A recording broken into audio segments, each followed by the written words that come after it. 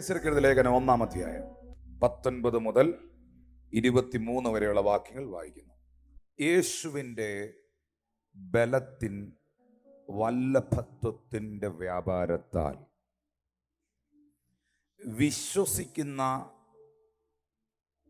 നിങ്ങൾക്ക് വേണ്ടി, എനിക്ക് വേണ്ടി, അല്ലെങ്കിൽ നമുക്ക് വേണ്ടി വ്യാപരിക്കുന്ന അവൻ്റെ ശക്തിയുടെ അളവറ്റ വലിപ്പം ഇന്നതെന്നും നിങ്ങൾ അറിയാൻ ഞാൻ പ്രാർത്ഥിക്കുന്നു.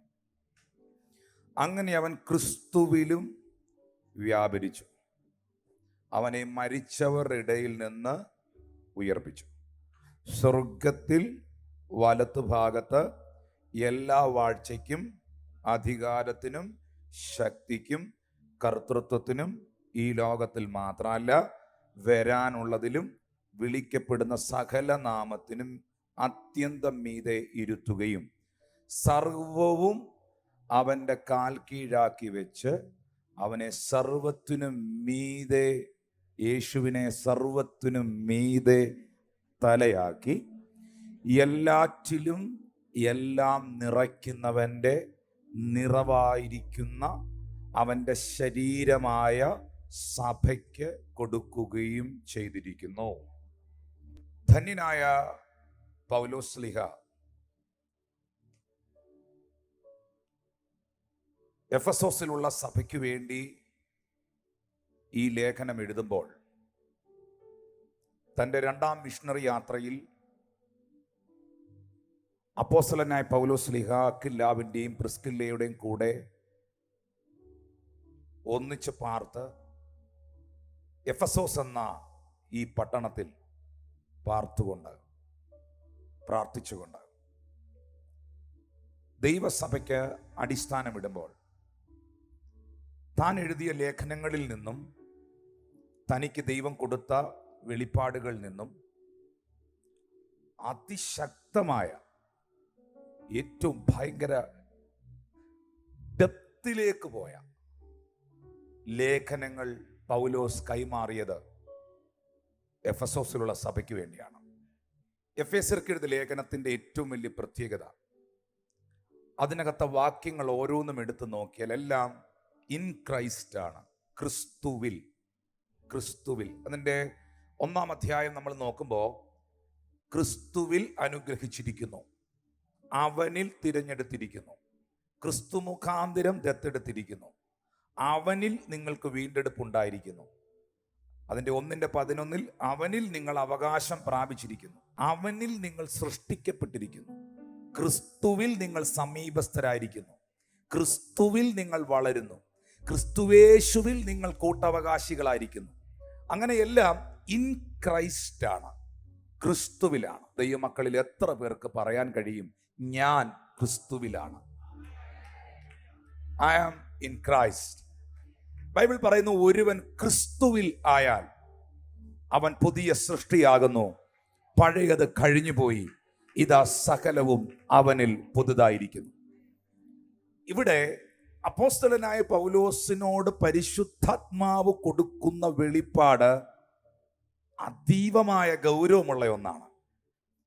സ്വർഗത്തിൽ യേശു കർത്താവിനെ, 21-ാമത്തെ വാക്യം, സ്വർഗത്തിൽ യേശു കർത്താവിനെ പിതാവായ ദൈവത്തിൻ്റെ വലത്തുഭാഗത്തിരുത്തുകയും എല്ലാ വാഴ്ചകൾക്കും അധികാരത്തിനും ശക്തിക്കും കർത്തൃത്വത്തിനും ഈ ലോകത്തിൽ മാത്രമല്ല വരാനുള്ളതിലും വിളിക്കപ്പെടുന്ന സകല നാമത്തിലും അത്യന്തം മീതെ ഇരുത്തുകയും സർവവും, പറഞ്ഞ് സർവവും യേശുവിൻ്റെ കാൽ കീഴിലാക്കുകയും ചെയ്തു. സർവവും യേശുവിൻ്റെ കാൽ കീഴിലാക്കി പിതാവായ ദൈവം. എന്നിട്ട് യേശുവിനെ സർവത്തിനും മീതെ തലയാക്കി അവിടെ കൊണ്ടും തീർന്നില്ല. എന്നിട്ട് അവന് ലഭിച്ച സകല അധികാരങ്ങളും സകല അവകാശങ്ങളും എല്ലാം നിറയ്ക്കുന്നവന്റെ നിറവായ അവന്റെ ശരീരമാകുന്ന സഭയ്ക്ക് അവൻ കൈമാറി. സഭയുടെ ഭാഗമായി, ദൈവസഭയുടെ അവയവങ്ങളായി, ക്രിസ്തുവിന്റെ ശരീരത്തിനോടുകൂടെ ചേർന്ന് നിൽക്കുന്ന അവയവങ്ങളോട് പരിശുദ്ധാത്മ പറയുന്നു, സകലതും അവന്റെ കാൽ കീഴിലാക്കിയെങ്കിൽ അവൻ സകലത്തെയും സഭയുടെ കാൽ കീഴിലാക്കി. സകലവും അവനിൽ നിറയ്ക്കപ്പെട്ടെങ്കിൽ അവനിൽ നിറഞ്ഞിരുന്നതെല്ലാം അവൻ സഭയ്ക്ക് കൈമാറി.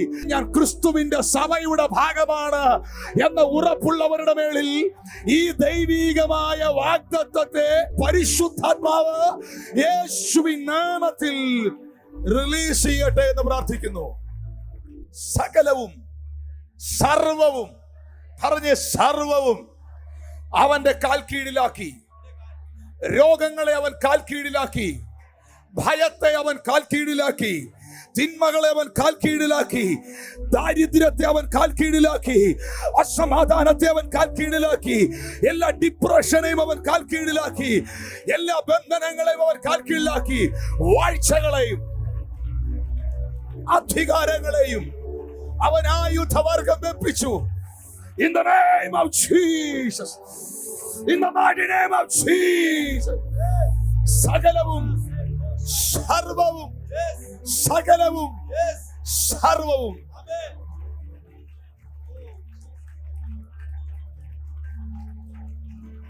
യേശുവിനെ സർവത്തിനും മീതെ തലയാക്കി.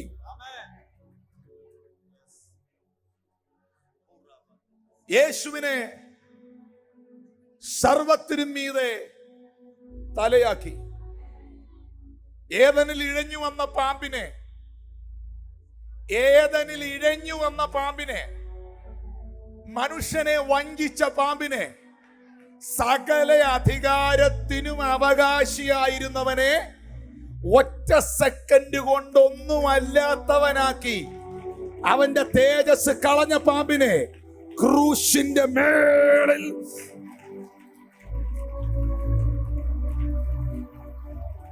തകർത്തു.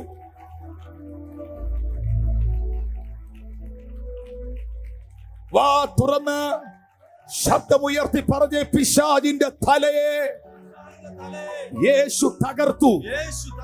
ഓ ദൈവമക്കൾ മാത്രം പറഞ്ഞ്, പിശാച് തകർന്നവനാണ്, പിശാച് വീണവനാണ്, സാത്താൻ പരാജിതനാണ്.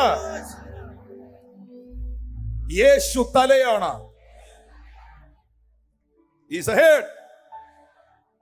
ഇപ്പോൾ ആ പാമ്പിന് തലയില്ല. രക്ഷിക്കപ്പെട്ട, വീണ്ടെടുക്കപ്പെട്ട, വീണ്ടും ജനനം പ്രാപിച്ച ദൈവത്തിന്റെ പൈതലെ, നിന്റെ മേളിൽ ഇന്നൊരു അധികാരത്തിന്റെ കൈമാറ്റം, ഒരു അഭിഷേകത്തിന്റെ പകർച്ച പരിശുദ്ധാത്മ വഹിക്കുകയാണ്.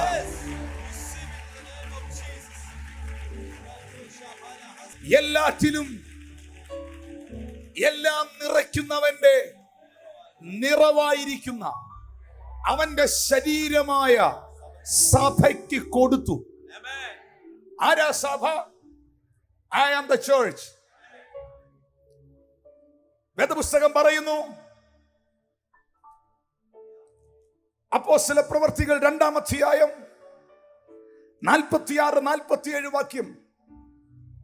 ഒരുമനപ്പെട്ട് ദിനം പ്രതി ദേവാലയത്തിൽ അവർ കൂടി വരികയും വീടുകളിൽ അപ്പം നുറുക്കിക്കൊണ്ട് ഉല്ലാസവും ഹൃദയപരമാർത്ഥതയും പൂണ്ട് ഭക്ഷണം കഴിക്കുകയും ചെയ്തു. അവർ ദൈവത്തെ സ്തുതിച്ചു, സകല ജനത്തിന്റെയും കൃപ അനുഭവിച്ചു. കർത്താവ് രക്ഷിക്കപ്പെടുന്നവരെ ദിനം പ്രതി സഭയോട് ചേർത്തുകൊണ്ടിരുന്നു. രക്ഷിക്കപ്പെട്ട എത്ര ദൈവമക്കൾ ഇതിനകത്തുണ്ട്? യേശുവിനെ രക്ഷിതാവും കർത്താവുമായി സ്വീകരിച്ചവർ ആമീൻ പറയാമോ? യേശുവിന്റെ കൽപ്പനയായ വിശ്വാസ സ്നാനം സ്വീകരിച്ച് ദൈവവചന സത്യപ്രകാരം ദൈവത്തെ ആത്മാവിലും സത്യത്തിലും ആരാധിക്കുവാൻ ഒരു സ്പിരിച്വൽ കവറിങ്ങിൽ അവന്റെ സഭയുടെ ഭാഗമായി കയറിയ എത്ര പേരുണ്ട്? അവരോട് ബൈബിൾ പറയുന്നു, യേശു കർത്താവ് നേടിയെടുത്ത സകല ജയവും ബൈബിൾ പറയുന്നു അവൻ സഭയ്ക്ക് കൈമാറിയിരിക്കുന്നു. അവൻ സഭയ്ക്ക് നൽകിയിരിക്കുന്നു. സഭയുടെ പ്രാധാന്യത അവിടെയാണ്. യേശു കർത്താവ് മത്തായിയുടെ സുവിശേഷത്തിൽ പറയുന്നു, ഞാൻ എൻ്റെ സഭയെ പണിയും, പാതാള ഗോപുരം അതിനെ ജയിക്കില്ല. നിങ്ങൾ രക്ഷിക്കപ്പെട്ടയാളാണോ? നിങ്ങൾ വിശ്വാസ സ്നാനം സ്വീകരിച്ചിട്ടുണ്ടോ? അല്ലെങ്കിൽ നിങ്ങളൊരു സാധാരണ മനുഷ്യനാണോ? നിങ്ങൾക്ക് കർത്താവിൻ്റെ സഭയുമായി ഒരു ബന്ധമുണ്ടാകണം. ഒരു മനുഷ്യന്റെ ശരീരം, ആ ശരീരത്തിൽ രക്തം ഓടുന്നുണ്ട്, ഹാർട്ട് അടിക്കുന്നുണ്ട്. ഹാർട്ട് അടിച്ചില്ലെങ്കിൽ ബ്ലഡ് പമ്പ് ചെയ്യത്തില്ല. ബ്ലഡ് പമ്പ് ചെയ്തില്ലെങ്കിൽ ആ മനുഷ്യനിൽ ജീവൻ ഉണ്ടാകത്തില്ല. ഓർക്കുക, ഈ ബ്ലഡ്, ഈ ഹാർട്ട് ഇടിച്ച് പമ്പ് ചെയ്യിക്കുന്നത് ബ്രെയിനിലേക്ക് പോകുന്നു. ഓരോ അവയവങ്ങളിലേക്കും ഇത് സ്പ്രെഡ് ചെയ്യുന്നുണ്ട്. നിങ്ങളുടെ വിരലിന്റെ അറ്റം മുറിഞ്ഞാലും ചോര വരും, നിങ്ങളുടെ കാലിന്റെ തുമ്പ് മുറിഞ്ഞാലും ചോര വരും. കാരണം ബ്ലഡ് എല്ലാ അവയവങ്ങളിലേക്കും പോകുന്നുണ്ട്. പക്ഷേ ഈ ബ്ലഡ് എല്ലാ അവയവങ്ങളിലേക്കും പോകുന്നത്, ഈ കൈയിലേക്ക് പോകുന്നത്, ഈ കൈ ഈ ശരീരത്തിന്റെ ഭാഗമായിരിക്കുന്നത് കൊണ്ടാണ്. ഈ കൈയെ വെട്ടി ശരീരത്തിൽ നിന്ന് മാറ്റിയാൽ പിന്നെ ഈ രക്തം ഈ കൈയിലേക്ക് ഒഴുകിയെത്തില്ല.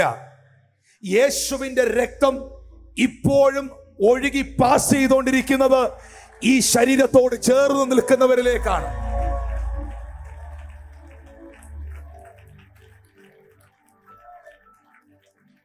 വാ തുറന്ന് പറയാമോ? യേശുവിന്റെ രക്തം, സഭയ്ക്കായി ഒഴുക്കിയ രക്തം. യേശു കർത്താവ് നമുക്ക് വേണ്ടി ക്രൂശിൽ മരിച്ചത് തന്റെ സഭയെ എഴുന്നേൽപ്പിക്കുവാൻ വേണ്ടിയാണ്. ഒരു വാക്യം ഞാൻ നിങ്ങളെ, വളരെ ഗൗരവമുള്ള ഒരു വാക്യം, അതുമായി ബന്ധപ്പെട്ട് ഞാൻ കാണിക്കാൻ ആഗ്രഹിക്കുന്നു. അപ്പോസ്തല പ്രവർത്തികൾ 20-ാം അധ്യായം 28 മുതൽ 36 വരെയുള്ള വാക്യങ്ങളാണ്. നിങ്ങളെ തന്നെയും താൻ സ്വന്തം രക്തത്താൽ സമ്പാദിച്ചിരിക്കുന്ന ദൈവത്തിന്റെ സഭയെ മേയ്ക്കുവാൻ.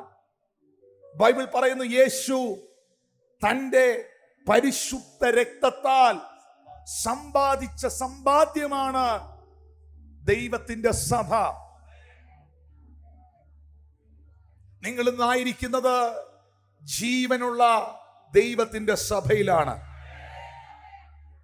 ഞാൻ എൻ്റെ സഭയെ പണിയും, പാതാള ഗോപുരങ്ങൾ അതിനെ ജയിക്കത്തില്ലെന്ന് യേശു കർത്താവ് വാഗ്ദത്തം ചെയ്തെങ്കിൽ, നിങ്ങളൊരു സ്പിരിച്വൽ കവറിങ്ങിൽ നിൽക്കുമ്പോൾ, നിങ്ങളൊരു ദൈവസഭയുടെ ഭാഗമായി നിൽക്കുമ്പോൾ, ഒരു പാസ്റ്ററും നിങ്ങളുടെ തലയിൽ കൈവച്ച് ഒരു ദൂതും പറഞ്ഞില്ലെങ്കിലും ആ വാഗ്ദത്തം നിങ്ങൾക്കുള്ളതാണ്. I am the part of the body of Christ. ഞാൻ സഭയുടെ ഭാഗമാണ്. അതുകൊണ്ട് പാതാള ഗോപുരങ്ങൾക്ക് എന്നെ ജയിക്കുവാൻ കഴിയുകയില്ല. ആ വിശ്വാസമുള്ള ദൈവമക്കൾക്കായി ഞാൻ ദൈവത്തെ സ്തുതിക്കുന്നു. ചിലർ ചോദിക്കത്തില്ലേ, വയസ്സ് 50 ആയില്ലേ, നിങ്ങൾ എന്ത് സമ്പാദിച്ചു? ചിലർ ചിന്തിക്കുന്നില്ലേ, വയസ്സ് 10-60 ആയില്ലേ, എന്തുണ്ടാക്കി, എന്ത് നേടി? നിങ്ങൾക്കറിയാമോ, 33.5 വർഷത്തെ ജീവിതം കൊണ്ട് യേശു കർത്താവ് ഈ ഭൂമിയിൽ നിന്ദകൾ അനുഭവിച്ച് ദൂതന്മാരുടെ ആരാധനയിൽ വസിച്ചിരുന്ന, ആരിലും ഉന്നതനായ ആരാധനയ്ക്ക് യോഗ്യനായ, സറാഫുകൾ 2 കൊണ്ട് മുഖം മൂടി, 2 കൊണ്ട് പാദം മൂടി, 2 കൊണ്ട് ചിറകടിച്ച് സിംഹാസനത്തിൽ ഇരിക്കുന്നവനെ നോക്കി പരിശുദ്ധൻ പരിശുദ്ധൻ പരിശുദ്ധൻ എന്ന് ആർപ്പിട്ട സർവശക്തനാകുന്ന ദൈവപുത്രനാകുന്ന യേശു, അവൻ വേഷത്തിൽ മനുഷ്യനായി ഭൂമിയിൽ വന്ന് അടികളും നിന്ദകളും ദുഷികളും എല്ലാം ഏറ്റ് ഏറ്റവും ഒടുവിൽ മാനവകുലത്തിന്റെ പാപവിമോചനത്തിനായി, എന്റെയും നിങ്ങളുടെ ശാപവിമുക്തിക്കായി, എനിക്കും നിങ്ങൾക്കും നിത്യരക്ഷ തരേണ്ടതിനായി, എനിക്കും നിങ്ങൾക്കും നിത്യജീവൻ തരേണ്ടതിനായി, എന്നെയും നിങ്ങളെയും നിത്യ നരകത്തിൽ നിന്ന് വിടുവിക്കേണ്ടതിനായി, എനിക്കും നിങ്ങൾക്കും ജീവൻ ഉണ്ടാകേണ്ടതിനായി, എനിക്കും നിങ്ങൾക്ക് പുനരുദ്ധാനം ഉണ്ടാകേണ്ടതിനായി, എനിക്കും നിങ്ങൾക്ക് ശുദ്ധീകരണം ഉണ്ടാകേണ്ടതിനായി, ദൂരസ്ഥരായിരുന്ന നിന്നെയും എന്നെയും സമീപസ്ഥരാക്കേണ്ടതിനായി, ഒരിക്കലായി എന്നേക്കുമായി ആ പരിശുദ്ധ രക്തം എനിക്ക് വേണ്ടി ഒഴുക്കി. പക്ഷേ കർത്താവിനോട് ചോദിച്ചേ, അപ്പശ, പിതാവേ, യേശുവേ, എന്റെ സ്വർഗസ്ഥനായ പിതാവേ, അപ്പാ, ഈ 33.5 വർഷത്തെ ജീവിതം കൊണ്ട്, ഈ പീഡനങ്ങളും പീഡാനുഭവങ്ങളും കൊണ്ട് അങ്ങെന്ത് സമ്പാദിച്ചു, അങ്ങെന്ത് നേടിയെടുത്തു എന്ന് ചോദിച്ചാൽ പൗലോസ് പറയും, താൻ സ്വന്തം രക്തത്താൽ സമ്പാദിച്ച ദൈവത്തിന്റെ സഭ. ദേ എന്റെ മുമ്പിൽ ഇരിക്കുന്ന ഈ കൂട്ടയില്ലേ, ഈ ഉണർവില്ലേ, ഇത് യേശുവിന്റെ സമ്പാദ്യമാണ്. ഇത് കുട്ടിക്കളിയല്ല, ഇത് കുഞ്ഞുകളിയല്ല, സഭ കുഞ്ഞുകളിയല്ല. കളിക്കരുത്, കളിക്കരുത്.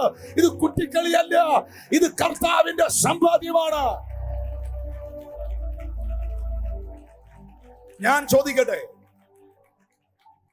നിങ്ങളുടെ ആകെയുള്ള സമ്പാദ്യത്തെ ശത്രു ആക്രമിച്ചാൽ, അത് നിങ്ങളുടെ കയ്യിൽ നിന്ന് കവർന്നെടുക്കാൻ നോക്കിയാൽ, തട്ടിപ്പറിക്കാൻ നോക്കിയാൽ, നിങ്ങൾ കയ്യും കെട്ടി നോക്കി നിൽക്കുമോ? ഇല്ല എന്നാണ് മറുപടിയെങ്കിൽ സഭ കർത്താവിന്റെ സമ്പാദ്യമാണ്.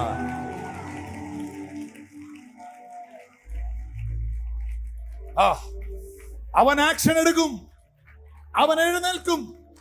ഹല്ലേലൂയ. ഇന്ന് പകൽ അവന്റെ രക്തത്താൽ അവൻ സമ്പാദിച്ച ആളുകളാണ് ഈ ടെന്റിനകത്തിരിക്കുന്നത്. വാ തുറന്ന് പറയാമോ, ഞാൻ യേശുവിന്റെ രക്തത്തിന്റെ വിലയാണ്. ഞാൻ കർത്താവിന്റെ സഭയെ സ്നേഹിക്കുമ്പോൾ ഞാൻ കർത്താവിനെ സ്നേഹിക്കുന്നു. കാരണം ഇത് കർത്താവിന്റെ ശരീരമാണ്.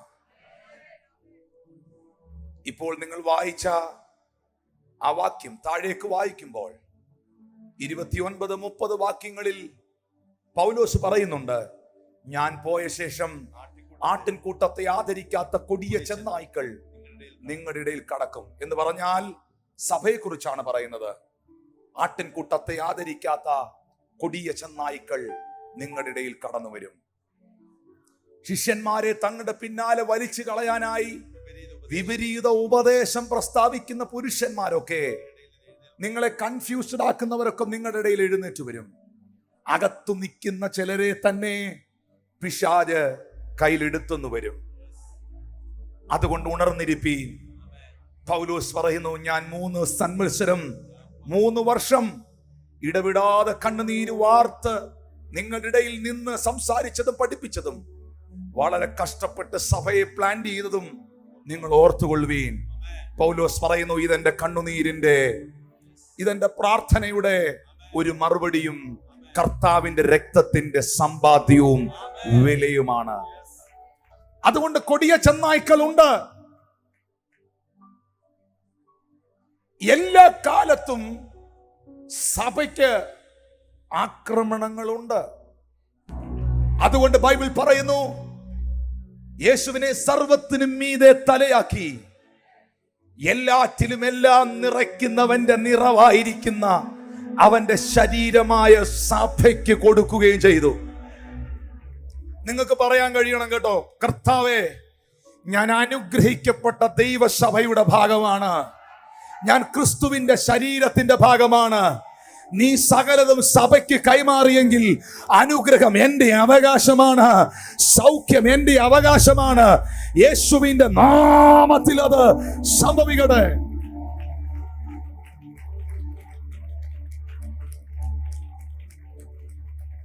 എനിക്കറിയാം പ്രിയപ്പെട്ടവരെ, കർത്താവിന്റെ സഭയ്ക്ക് വേണ്ടിയോ കർത്താവിന്റെ രാജ്യത്തിന് വേണ്ടിയോ ഒരു കുഞ്ഞു വിരളെങ്കിലും ചലിപ്പിച്ചവനെ മറന്നു കളയാത്ത ദൈവം ഉണ്ടെന്നേ.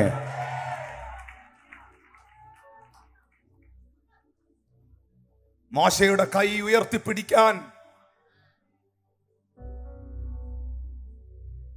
പുരോഹിതനാകുന്ന അഹരോനും ഹൂരും അപ്പുറത്തും ഇപ്പുറത്തും നിന്ന കൈക്കൊരു താങ്ങായി നിന്നെങ്കിൽ, കാലചക്രങ്ങൾ പിന്നിട്ടപ്പോ ആ ഹൂരിന്റെ കൊച്ചുമകനാകുന്ന ബെസലേലിനെ സമാഗമന കൂടാരം പണിയാൻ അതിന്റെ മെയിൻ ആർക്കിടെക്റ്റ് ആക്കി ദൈവം മാറ്റി. ബെസലേലിനെ കുറിച്ച് ബൈബിൾ പറയുന്നത്, അവൻ സങ്കൽപ്പിച്ചുണ്ടാക്കത്തക്ക നിലയിൽ ദിവ്യജ്ഞാനമുള്ളവനായിരുന്നു എന്നാണ്. ഇംഗ്ലീഷ് ബൈബിളിൽ എഴുതിയിരിക്കുന്ന ഡിവൈൻ സ്പിരിറ്റ് എന്നാണ്. അവനിലൊരു ദിവ്യമായ ആത്മാവുണ്ടായി. ഇന്ന് പകൽ അപ്പനോട്, അമ്മയോട്, വല്യപ്പനോട് ഞാൻ പറയട്ടെ, നീ സകലതും നിറയ്ക്കുന്നവന്റെ നിറവായ കർത്താവിന്റെ സഭയ്ക്ക് വേണ്ടിയോ തന്റെ രാജ്യത്തിന് വേണ്ടിയോ നിന്റെ കൈകളോ കാലുകളോ അധരങ്ങളോ പണമോ ആരോഗ്യമോ സമയമോ നീ ചലിപ്പിച്ചിട്ടുണ്ടെങ്കിൽ ഞാൻ ഉറപ്പായും പറയുന്നു, നിന്റെ ഭവനത്തിനകത്ത് നിന്ന് ബെസലേലുമാരെ എഴുന്നേൽപ്പിക്കാൻ കഴിയുന്ന ദൈവം ഇന്ന് പകൽ ജീവിക്കുന്നു. എല്ലാറ്റിലും എല്ലാം നിറയ്ക്കുന്ന സകലത്തിന്റെ നിറവായ കർത്താവെ, നിന്റെ ശരീരമായ സഭയ്ക്ക് നീ സകല അനുഗ്രഹവും സൗഖ്യവും വിടുതലും സകല പ്രോസ്പെറിറ്റിയും നന്മയും അധികാരവും കൈമാറിയെങ്കിൽ ഞാൻ അതിന്റെ ഭാഗമാണെന്ന് പറയാൻ ഇന്ന് പകൽ കഴിവുള്ള ദൈവമക്കൾ ഇതിനകത്തുണ്ടെങ്കിൽ അവർ ശബ്ദമുയർത്തി ദൈവത്തിന് സ്തോത്രം ചെയ്യ്. ഞാൻ ഒറ്റ തിരിഞ്ഞ് നടക്കുന്ന ഒരു ഒറ്റയാനല്ല, ഒറ്റയാനെ തളയ്ക്കുന്ന കാലമായത്. ഞാൻ ഒറ്റ തിരിഞ്ഞ് നടക്കുന്നവനല്ല, ഞാൻ ദൈവസഭയുടെ ഭാഗമാണ്. 1 തീമോഥെയോസിന്റെ ലേഖനം 3-ാം അധ്യായം 14-15 വാക്യങ്ങളിൽ പൗലോസ് പറയുന്നു, ഞാൻ വേഗത്തിൽ നിന്റെ അടുക്കൽ വരുമെന്ന് ആശിക്കുന്നു. താമസിച്ചു പോയാലോ സത്യത്തിന്റെ തൂണും അടിസ്ഥാനവുമായി ജീവനുള്ള ഒന്നും കൂടെ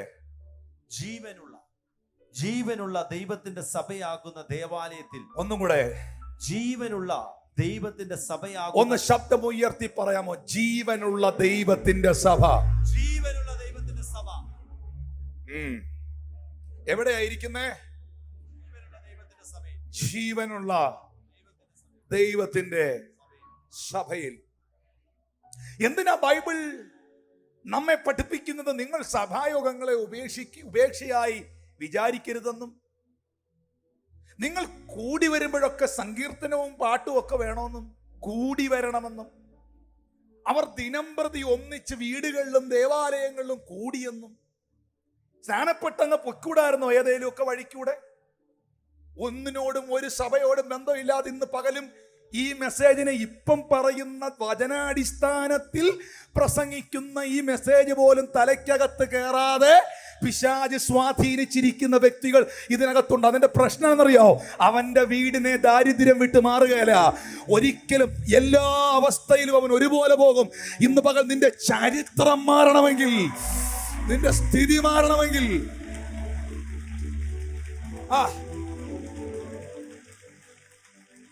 സിസ്റ്ററെ, AC റൂമിൽ കയറിയാലേ തണുപ്പ് അനുഭവിക്കാൻ പറ്റും. റെസ്റ്റോറന്റിൽ ചെന്നിരുന്നാലേ ഫുഡ് കഴിക്കാൻ പറ്റൂ. ഇവിടുത്തെ ബാങ്കിൽ ചെന്നിട്ട് 2 ബിരിയാണി 3 പൊറോട്ട എന്ന് പറഞ്ഞാൽ നിന്നെ സെക്യൂരിറ്റി എടുത്ത് വെളിയിലെറി. ബാങ്കിൽ ചെന്നാലേ പൈസ കിട്ടുള്ളൂ, റെസ്റ്റോറന്റിൽ പോയാലേ ഫുഡ് കിട്ടുള്ളൂ, AC റൂമിൽ ഇരുന്നാലേ തണുക്കാൻ പറ്റുള്ളൂ. കർത്താവ് സകലതും കൈമാറിയിരിക്കുന്ന സഭയുടെ ഭാഗമായി നിന്നാലേ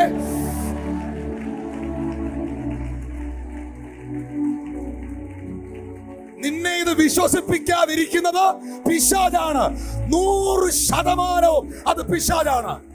ഞാൻ പറയുന്നു ബ്രദറെ, ഇവിടെ ഇരിക്കുന്നവർക്ക് ആ സാക്ഷ്യം പറയാൻ കഴിയുമോ?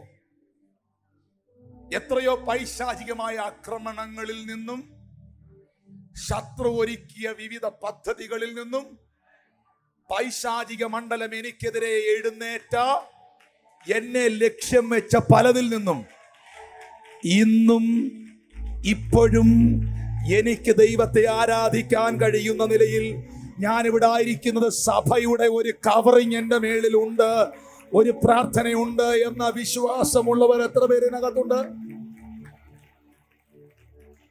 നിങ്ങൾ അനുഗ്രഹിക്കപ്പെടണം.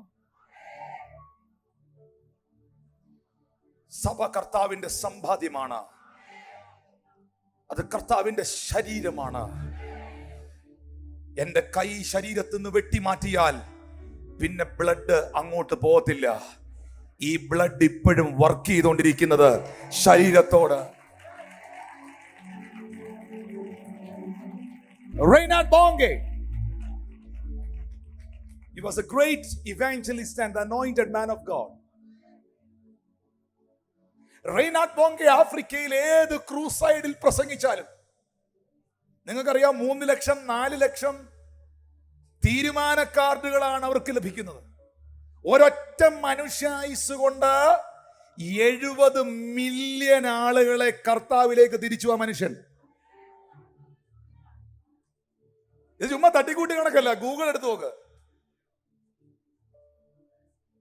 ആ മനുഷ്യൻ ഏത് ക്രൂസൈഡിലും ഈ സാൽവേഷന്റെ കാർഡ് കിട്ടിക്കഴിഞ്ഞാൽ അത് സ്റ്റേജിൽ കൊണ്ടുവന്നിട്ട് അവരെ മുന്നിൽ വിളിച്ചിട്ട് പറയും, ഞാനൊരു പാസ്റ്റർ അല്ല, I am not a pastor, I am an evangelist. ഞാനൊരു ഇവാഞ്ചലിസ്റ്റ് ആണ്. പക്ഷെ ഇവിടെ ഒത്തിരി സഭകളുണ്ട്. നിങ്ങൾ ദയവായി അനുഗ്രഹിക്കപ്പെട്ട ഒരു സഭയുടെ ഭാഗമാകണം. കാരണം ഒരു കുഞ്ഞ് ജനിച്ചാൽ ആ ജനിച്ച കുഞ്ഞിന് വളരാൻ ഒരു വീട് വേണം.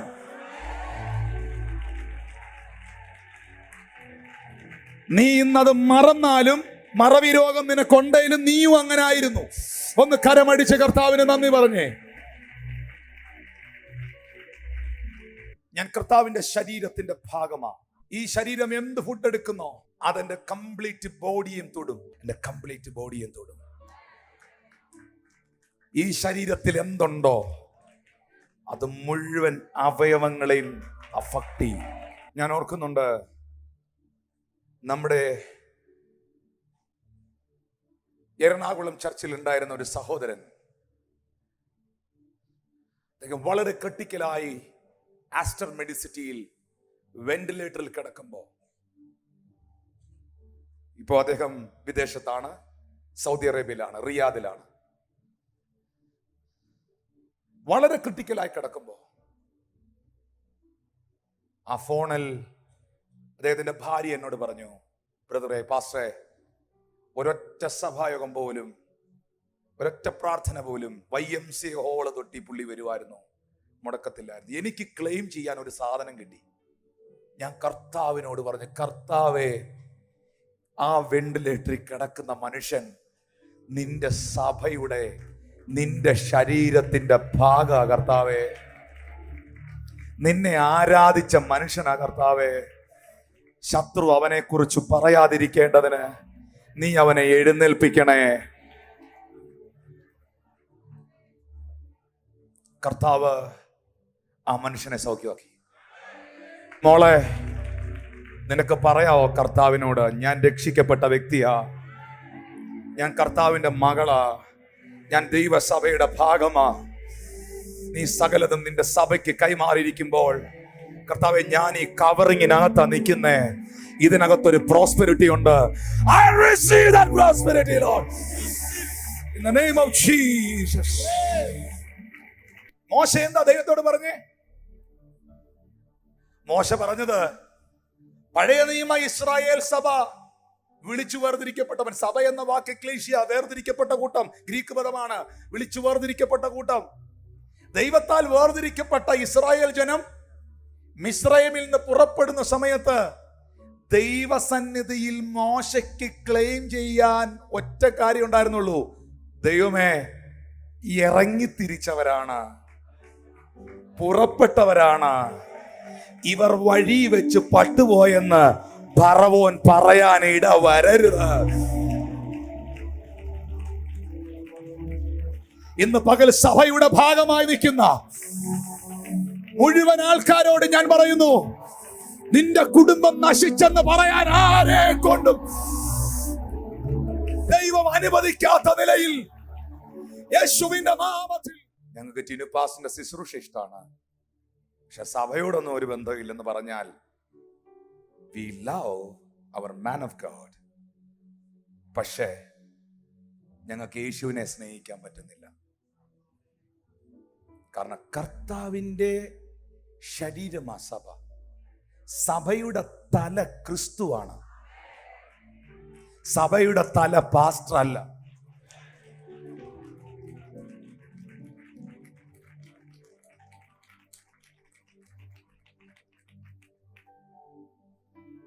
ഡോക്ടർ ബ്ലസൻ പറഞ്ഞ പോലെ തലയെ മറന്നുപോയാൽ ഉടലിന് വിലയില്ലല്ലോ.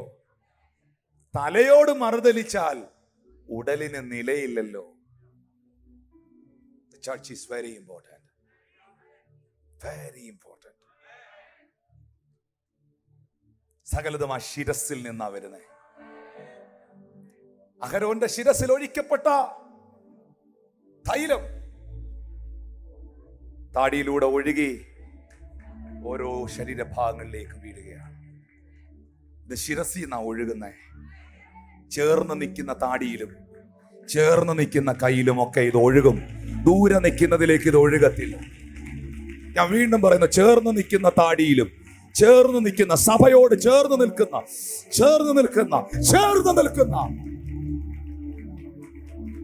My Lord Jesus is coming very soon. എന്തിനു വേണ്ടി? തന്റെ സഭയെ ചേർക്കാൻ. ഞാൻ പ്രാർത്ഥിക്കാൻ പോവാ. മക്കളെ, നിങ്ങൾക്ക് ടിനു പാസ്റ്ററേക്കാളും കൂടുതൽ സ്നേഹം ഉണ്ടാകേണ്ടത് കർത്താവിന്റെ സഭയോടായിരിക്കണം. മോനെ, നീ ഇത് വായിക്കുന്നത് സഭയ്ക്ക് വേണ്ടിയാണെങ്കിൽ എനിക്ക് നിന്നെ ഇഷ്ടം. മോനെ, നീ പാടുന്നത് സഭയ്ക്ക് വേണ്ടിയാണെങ്കിൽ എനിക്ക് നിന്നെ ഇഷ്ടം.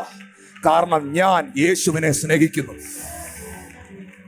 വാ കൊണ്ട് പറഞ്ഞ്, ഞാൻ വന്നിരിക്കുന്നത് ജീവനുള്ള ദൈവത്തിന്റെ സഭയിലാണ്. സത്യത്തിന്റെ തൂണും അടിസ്ഥാനവുമായ ജീവനുള്ള ദൈവത്തിന്റെ സഭ. 103-ാമത്തെ സങ്കീർത്തനം അതിന്റെ 17-18 വാക്യങ്ങൾ ദയവായിട്ടൊന്ന് ഉറക്കെ വായിക്കണം. യഹോവയുടെ ദയയോ എന്നും എന്നേക്കും അവന്റെ ഭക്തന്മാർക്കും അവന്റെ നീതി മക്കളുടെ മക്കൾക്കും ഉണ്ടാകും. അവന്റെ നിയമത്തെ പ്രമാണിക്കുന്നവർക്കും അവന്റെ കൽപ്പനകളെ ഓർത്ത് ആചരിക്കുന്നവർക്കും തന്നെ. ഒരിക്കൽ കൂടെ വാക്യം. യഹോവയുടെ ദയയോ എന്നും എന്നേക്കും അവന്റെ ഭക്തന്മാർക്കും അവന്റെ നീതി മക്കളുടെ മക്കൾക്കും ഉണ്ടാകും. This is an everlasting blessing. Amen. Because this is the everlasting covenant. Yes. Hallelujah. Hallelujah. Hallelujah. Hallelujah. ഞാൻ വീണ്ടും ആ വാക്ക് ആവർത്തിക്കുന്നു. നിങ്ങൾക്ക് ഈ സമയം രക്ഷിക്കപ്പെട്ടവർക്ക്, ദൈവകൽപ്പന അനുസരിച്ചവർക്ക് വാ തുറന്ന് ക്ലെയിം ചെയ്യാൻ പറ്റണം. പിതാവേ, നീ സകലതും കൈമാറിയിരിക്കുന്ന, നീ സകലതും നിറച്ചിരിക്കുന്ന, അവിടുത്തെ നിറവ് നിൽക്കുന്ന ദൈവസഭയുടെ അവയവമാ ഞാൻ. അനുഗ്രഹം എൻ്റെ അവകാശമാ, വിടുതൽ എൻ്റെ അവകാശമാ. Lord, I am the part of this revival. I am the part of this body of Christ. ഞാൻ ഇങ്ങനെ ഒറ്റപ്പെട്ട് മാറി നിൽക്കുന്ന രക്തോട്ടമില്ലാത്ത ഒരവയവം അല്ല. ഞാൻ ശരീരത്തോട് ചേർന്ന് നിൽക്കുന്ന ഒരവയവമാണ്. Oh, thank you Jesus, thank you Jesus. നിങ്ങൾ ഏത് രാജ്യത്തിലാണോ, നിങ്ങൾക്ക് ഈ സഭയുടെ ഭാഗമായി നിൽക്കണമെങ്കിൽ ഈ സഭയുടെ ഭാഗമായി നിൽക്കാം. അല്ല, നിങ്ങളായിരിക്കുന്ന സ്ഥലത്ത് നിങ്ങൾ മറ്റേതെങ്കിലും സഭയുടെ ഭാഗമാണോ, നിങ്ങൾ അവിടെ വിശ്വസ്തരായിരിക്കണം. നിങ്ങൾ അവിടെ കൃത്യമായി നിങ്ങളുടെ സീഡുകൾ സോ ചെയ്യുന്നവരായിരിക്കണം. നിങ്ങളുടെ സഭയ്ക്ക് നിങ്ങൾ ഫെയ്ത്ത്ഫുൾ ആയിരിക്കണം. എന്നാൽ ഒറ്റപ്പെട്ട് നിൽക്കരുത്. നിങ്ങൾക്കൊരു സ്പിരിച്വൽ കവറിങ് ആവശ്യമാണ്. കാരണം മതിൽ പൊളിക്കുന്നവനെ പാമ്പ് കടിക്കും. ബൈബിൾ പറയുന്നു, മതിൽ പൊളിക്കുന്നവനെ പാമ്പ് കടിക്കും. ഒരു വീട്ടിനകത്തിരിക്കുന്ന ഒരു സുരക്ഷിതത്വമുണ്ട്. നമുക്ക് ലഭിക്കുന്ന പ്രാർത്ഥനയുടെ സുരക്ഷിതത്വം. നിനക്ക് ദൈവസന്നിധിയിൽ ഒരു ഉറപ്പുണ്ടോ? സകലതും നിറയ്ക്കുന്നവന്റെ നിറവായിരിക്കുന്ന സഭയുടെ ഭാഗമാണ് ഞാനെന്ന്, അവൻ സകലത്തെയും കാൽ കീഴിലാക്കിയെന്ന് അങ്ങനെ അന്ന് വിളിച്ചു പറ, ഞാൻ യേശുവിന്റെ രക്തത്താൽ വീണ്ടെടുക്കപ്പെട്ട വ്യക്തി. ഓ, ഒറ്റപ്പെട്ട് നടക്കല്ലേ. അവിടെ ഇല്ല, ഇവിടെ ഇല്ല, എവിടെ ഇല്ല നടക്കല്ലേ. We need the spiritual covering. Yes, we need that. അതുകൊണ്ടാണ് പൗലോസ് പറഞ്ഞത്, ക്രിസ്തു എന്ന സ്ഥലയോളം സകലത്തിലും വളരാൻ നിങ്ങളെ ഈ കൂട്ടായ്മയിലേക്ക് കൊണ്ടുവന്ന ദൈവം വിശ്വസ്തനാണ്.